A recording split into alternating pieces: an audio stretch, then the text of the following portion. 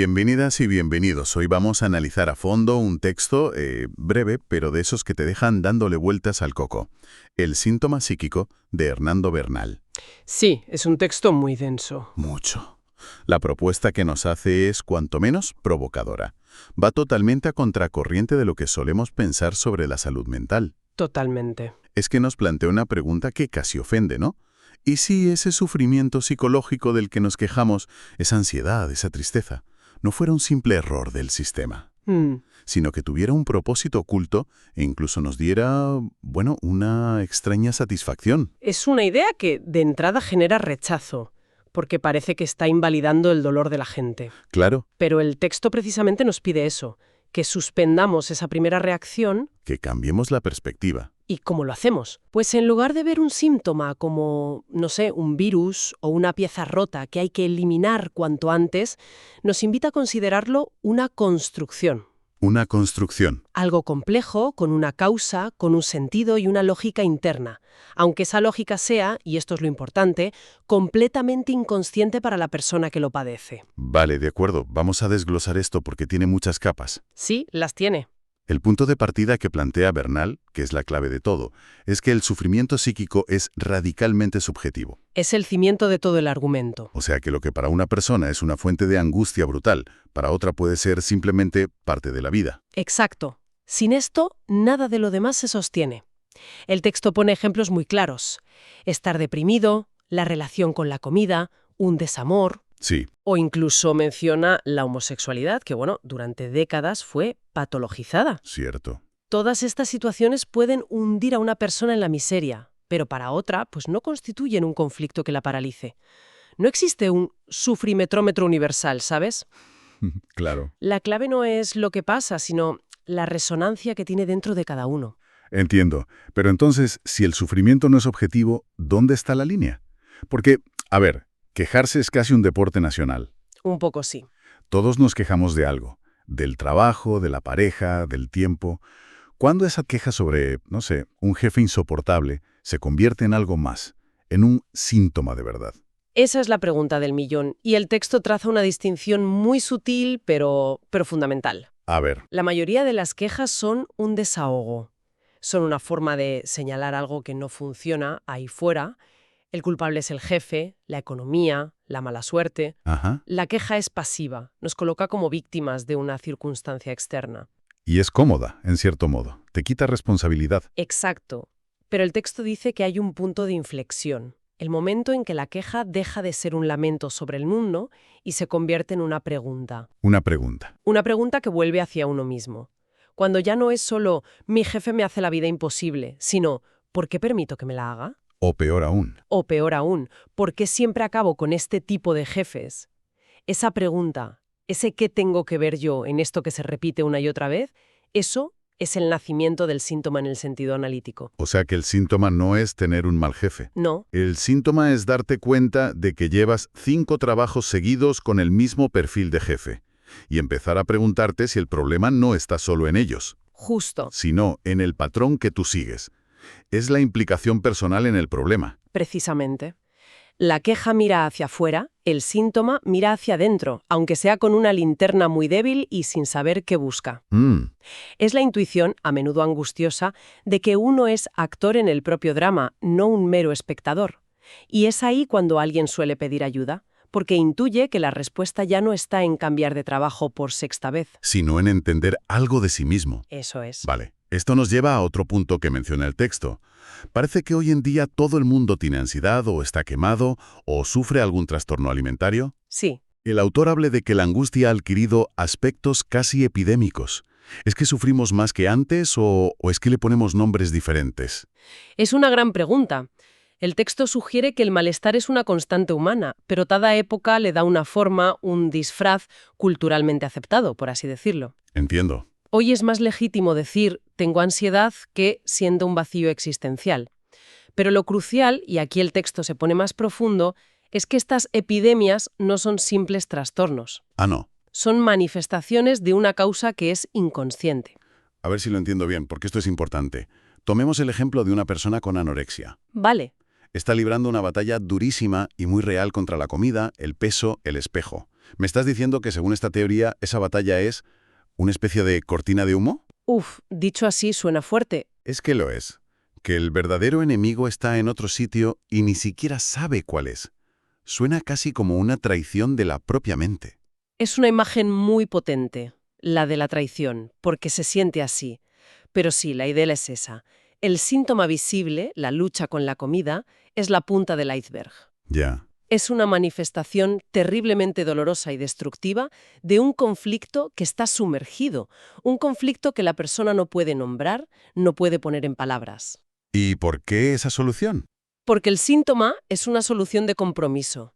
Es una mala solución, desde luego, pero es la única que la mente ha encontrado para gestionar una tensión interna que es simplemente insoportable. Es decir, que no es un fallo del sistema. No. Es un mensaje cifrado que la propia persona se está enviando a sí misma, pero no tiene la clave para descodificarlo. Exacto. Y esa es la prueba más clara de la existencia del inconsciente como una agencia activa.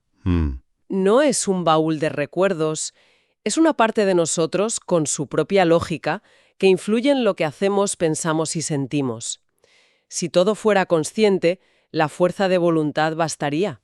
Claro. Uno diría, vale, a partir de hoy voy a dejar de estar deprimido. Y funcionaría. Pero todos sabemos por experiencia que es absurdamente más complejo que eso. Y aquí es donde a mí la cabeza me empieza a dar vueltas. Es normal. Porque el texto nos lleva al que llama el escándalo del síntoma psíquico. Y la idea es que el síntoma se mantiene no solo porque tiene un sentido oculto, sino porque, y esto cuesta hasta decirlo, conlleva una satisfacción inconsciente que se vive como dolor. Satisfacción en el sufrimiento. Esto choca frontalmente con todo. Es la gran paradoja y es el nudo gordiano del asunto. Es la razón por la cual los síntomas son tan increíblemente resistentes. Ya. La persona lucha conscientemente por cambiar, pero hay algo más fuerte que la empuja a repetir.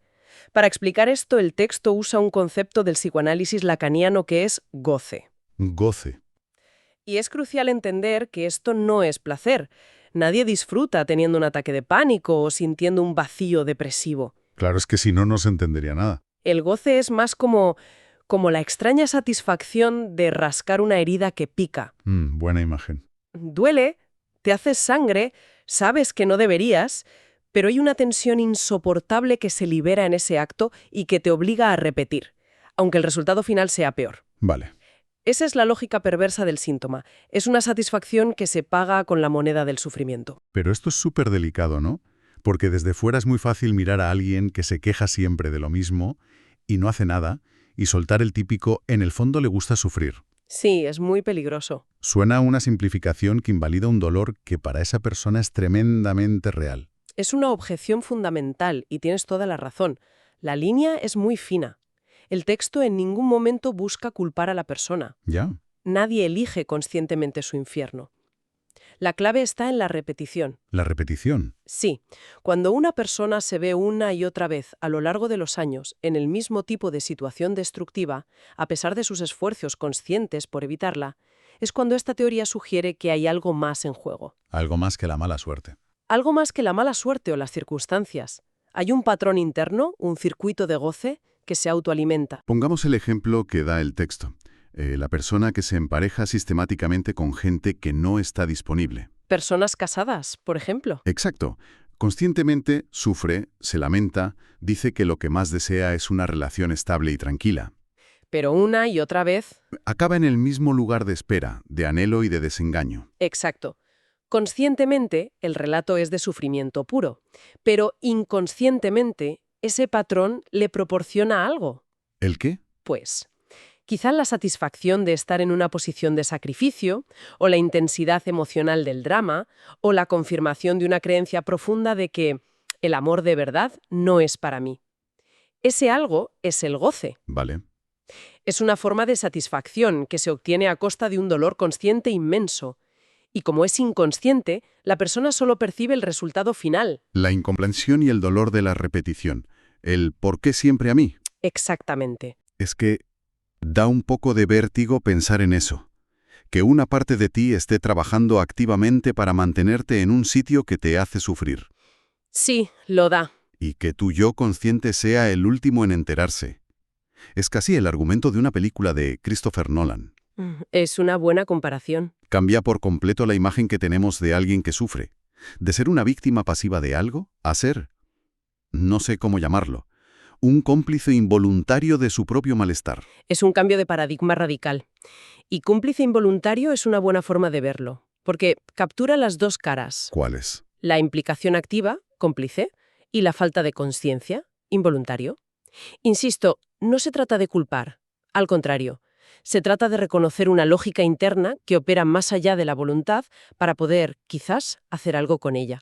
Claro. Por eso, muchas terapias que se basan solo en el consejo racional o en cambiar la conducta visible, a veces se quedan cortas. No van a la raíz. No están tocando el motor que alimenta el síntoma. Entonces, si aceptamos todo este planteamiento, ¿qué hacemos con ello? Buena pregunta. Si un síntoma no es un enemigo a batir, sino una construcción compleja con un sentido y una satisfacción oculta, la estrategia tiene que ser completamente diferente. Completamente. Ya no se trata de ir al mecánico a que te quiten la pieza que falla. Exacto. Cambia la pregunta fundamental. La pregunta deja de ser la lógica y comprensible ¿cómo me quito esta angustia de encima lo más rápido posible? Para convertirse en... Para convertirse en una mucho más incómoda. ¿Qué me está diciendo este síntoma sobre mí?